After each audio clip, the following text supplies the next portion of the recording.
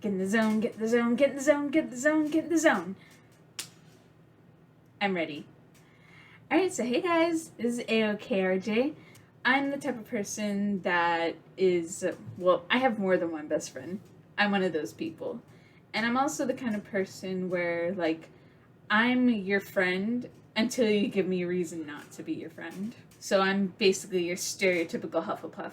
Despite my socially awkward nature, well, I'm actually pretty good at making friends. Well, at least until, like, I think it was middle school and into high school that I was, like, actually pretty good with making friends. I mean, I'm still very awkward and I can be pretty shy and quiet. For the most part, like, if I begin to trust someone, if I'm able to, like, get to know them, then I start to open up and I can be more talkative. I've met a lot of people and I've lost touch with a lot of people, such as life.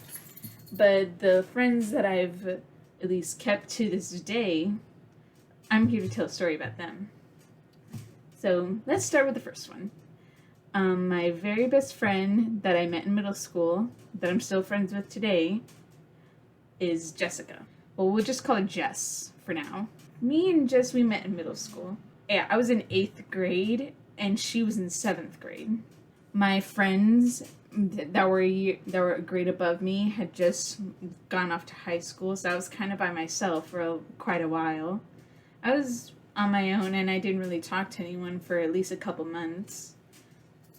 Until October. Yeah, it was on October when we actually formally, like, started talking and actually met. But yeah, like, I would always sit by myself in lunch. I always kept to myself. I didn't really talk to anybody. I was a little bit of a loner, especially because, like, before I was adopted into, like, the cool emo weeb group. They basically adopted me into their group, and I was just like, okay, I'm along for this ride. I don't have any friends. So yeah, I was their friend. I was part of that group for quite a while. Well, pretty much the whole year. And then as time went on, like, yeah, they graduated, they went to high school. So I was kind of by myself because, like, oh, my friends are gone. I don't know what to do. But then, like, later on in October, I was sitting next to this girl and her group of friends. And they were just talking, and I was just eating my lunch or picking out whatever I could eat because honestly, school lunch sucks. But yeah, I'm eating, I'm kind of minding my own business. And then I hear her talking about Halloween because, of course, it's October and Halloween's around the corner, and I always get really hyped for Halloween, especially when it comes to costumes. I love making my own costumes instead of going to the store and getting a costume. But she was mentioning, like, how she wanted to have a haunted house at the school because the school never really held events for Halloween because most of the students just went out and went trick-or-treating, watched horror movies at home, the usual stuff. But yeah, I heard her that she wanted to make a haunted house at the school, like to make like a scary maze, like in the cafeteria, have students line up and then like go through the maze and like look at the scary props and all that. And we would have like some of the students like act as like maybe zombies or ghosts or skeletons and all of that. And like she was talking about like the ideas that she had, and she had like a little notebook of like a sketch of like what the layout would be and some ideas like written down on the side on another page. And I noticed this and I was very, very intrigued. So I was just like, oh, are you really gonna like try to make this happen? And Jess was just like, oh yeah, I wanted to bring my ideas to the principals and hopefully we can make this a thing on, well, at least the day before Halloween, not on Halloween night. Being interested, I started like putting out my own ideas. And I was saying like, oh, maybe we can like have like a little section of spiders, and then we can have another section be zombies, and another section be vampires, and stuff like that. And she was really liking my ideas, and we started talking. So we were like going throughout the whole lunch period, we were talking about ideas like for this haunted house, and it was really, honestly, really cool. And I remember saying like, oh, like I can help you. I can go with you to the principal and we can bring this up with him. He's like, really? You do that? I'm like, yeah, totally. This sounds like fun. And I'll be able to help out. The haunted house didn't happen. The principal said no, especially because it would be a lot of work for like the students and some of the staff if staff did end up getting involved. But yeah, it didn't happen. Things didn't really go through, and we were just like, huh, that sucks. But then I just kept like talking to her, just like, well, I still really like your notebook, and I really liked your ideas, and you're pretty cool. Do you wanna be friends? And she's probably just as awkward as I am, so she's like, yeah, let's be friends. And so we started like being friends, and I kind of got her into. I'm actually the reason she got into Marvel. Like at first, like she wasn't really that big of a fan, but as soon as I started talking about like the movies and we started like watching them together, she was like, "Oh my god, this is so cool!" And like, it was Marvel and creepypastas, and it was definitely anime that brought us together. It was those three things. There might have been more, but actually, yeah, like stories and books. Like she's still such a bookworm, and she's actually working on being an English teacher. Actually, yeah, we would like talk about like different movies and shows and cartoons, and we talk about like making fan fiction together because yeah, that was how we were. We were definitely like huge nerds. We were the biggest nerds ever. And we're still nerds to this day, and we still keep in touch. She's one of my best friends, and honestly, she helped me. She really helped me. And she's a really good person. And I would plug any social media that she has, but she only has a Twitter, and she doesn't use that much, so I don't really think there would be a point in that. But just so you know, she's a good person. She's going to be a great English teacher, and she'll probably make a really amazing book. So look out for that. But yeah, for my next friend in high school, I met my friend Steph. She's a very, very good friend of mine, and I keep in touch with her like quite often after high school ended. We ended up getting closer like after high school ended, and we still like hang out. We like will go out and get some bubble tea safely with masks. Don't worry about that. And we like we watch like anime together.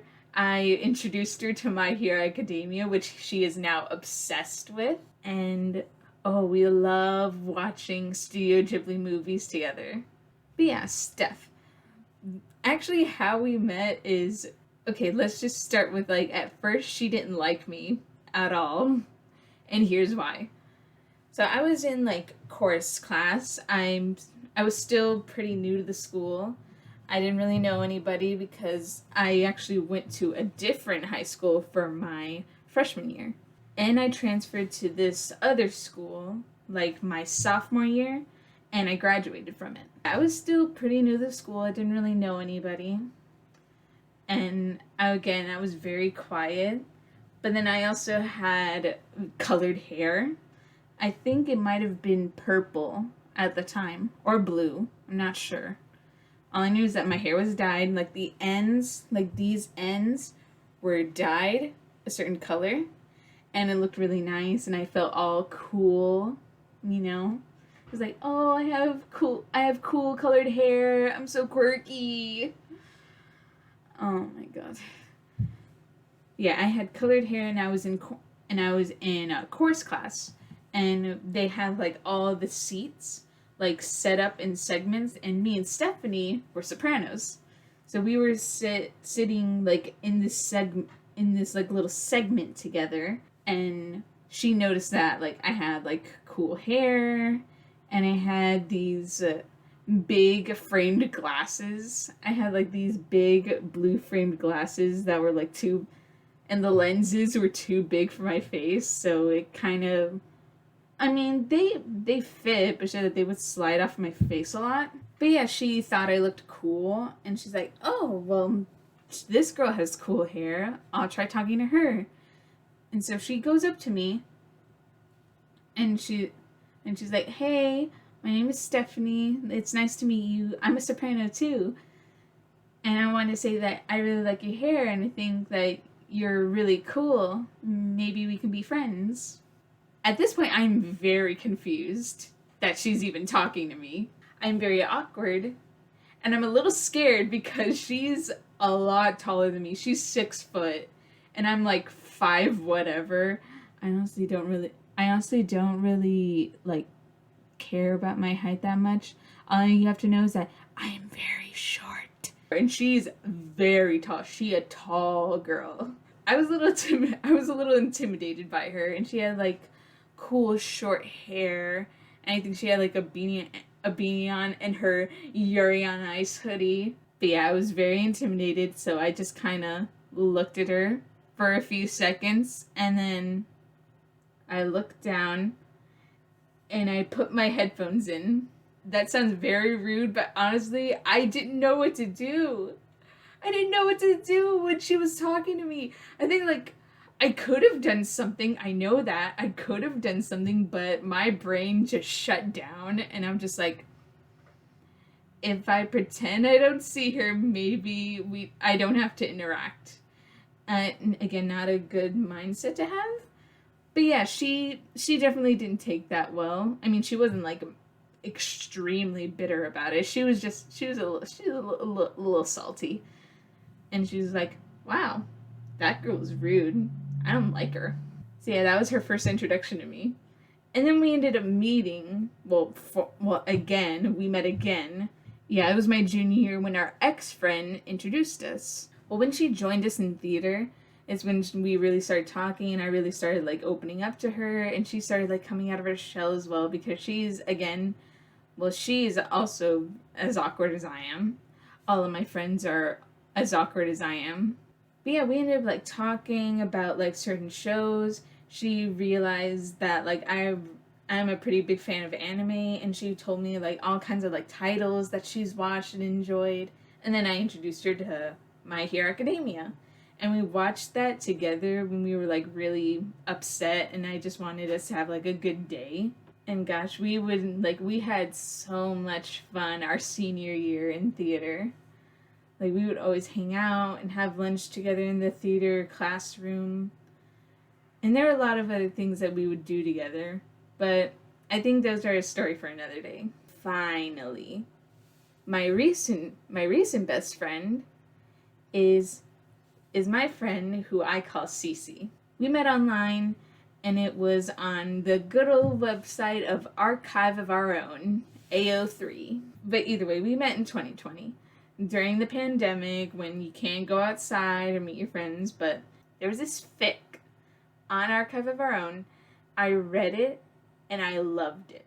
I loved it so much. But yeah, it was a one shot. It was short and sweet, and it was so cute. The Wilford Warstash X reader is so good. And also, like, if you don't know who Wilford Warstash is, just go to Markiplier's YouTube channel, check out some good eco content. It's so good. And watch A Heist with Markiplier. It's on YouTube for free. You can watch it. Go ahead, do that. Now, onto the tale. But yeah, like the X reader that I was reading, it was so good. But then what I forgot to do, I forgot to give kudos, and I forgot to add it to my favorites. And I panicked. I'm just like, oh my god, I need to find this. I have to read it again. It's so good. And I can't not read it and not like praise the writer for creating this and making me happy through their writing. Like, I don't know, it makes me feel bad. Like, art in all forms, it can be a hard thing to do, and it's time consuming. And I know that, like, writing, like, multiple chapters, or even, like, one story can be time consuming. It's fun, but it takes so much time and energy, and I appreciate artists. I appreciate art in all its forms.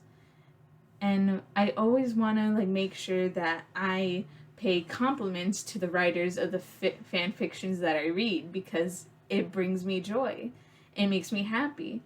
And it's honestly so cool, like what these people can do with just words. I spent months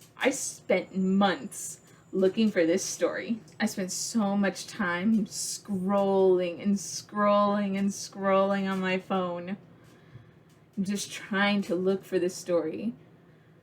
Like I searched through Archive of Our Own. I even searched through Tumblr to try and find it, and I couldn't find anything. And it was only when I was scrolling for a pretty long time, maybe an hour or so, I see a good title that's like about like a story that's multiple one shots. I was like, huh, this sounds interesting. I click it, and then I flip through the other titles of the chapters, and I found what I was looking for.